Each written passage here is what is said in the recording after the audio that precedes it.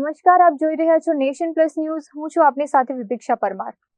રાજ્યમાં ચોમાસાની જમાવટ વચ્ચે ગ્રામીણ અને અંતરિયાળ વિસ્તારોની કેવી કમનસીબ સ્થિતિ સર્જાઈ છે તેનો એક અત્યંત ચિંતાજનક કિસ્સો નર્મદા જિલ્લામાંથી સામે આવ્યો છે.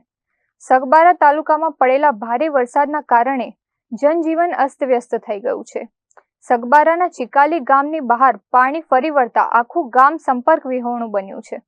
આ દ્રશ્યો વિકાસના મોટા દાવાઓ વચ્ચે જીવ હથેળી પર લઈને જીવતી જનતાની વરવી વાસ્તવિકતા દર્શાવે છે.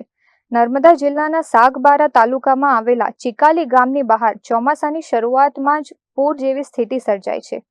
ગામની નજીકથી પસાર થતી ખાડીમાં પાણીનો પ્રવાહ ભયજનક રીતે વધી જતા ગામના લોકો બહાર ફસાઈ ગયા છે. પરંતુ રોજનું કમાઈને રોજ ખાતા ગરીબ આદિવાસી પરિવારો ઘરે બેસી રહે તેમ નથી. તેથી રોજીરોટીની શોધમાં તેઓ મોતની આ ખાડી પાર કરવા મજબૂર બન્યા છે. ખાડીમાં પાણીનું વહેણ એટલું તેજ છે કે સહેજ પણ પગ લપસે તો માણસ સીધો તણાઈ જાય. આ આફત વચ્ચે પોતાની જાતને બચાવવા માટે સ્થાનિક આદિવાસીઓએ એક અનોખો પણ જોખમી કિમિયો અપનાવ્યો છે. પાણીના પ્રવાહ સામે ટકી રહેવા માટે પુરુષો અને ખાસ કરીને મોટી સંખ્યામાં મહિલાઓએ એકબીજાના હાથ મજબૂતાઈથી પકડીને માનવ સાંકળ બનાવી છે.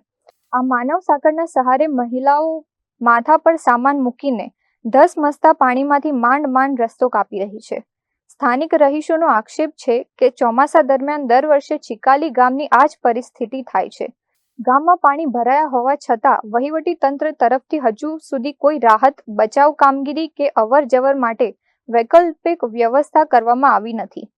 તંત્રની આ ઘોર ઉદાસીનતાના કારણે જ આદિવાસી મહિલાઓ અને ગ્રામજનોએ આ રીતે જીવનું જોખમ ખેડવું પડી રહ્યું છે.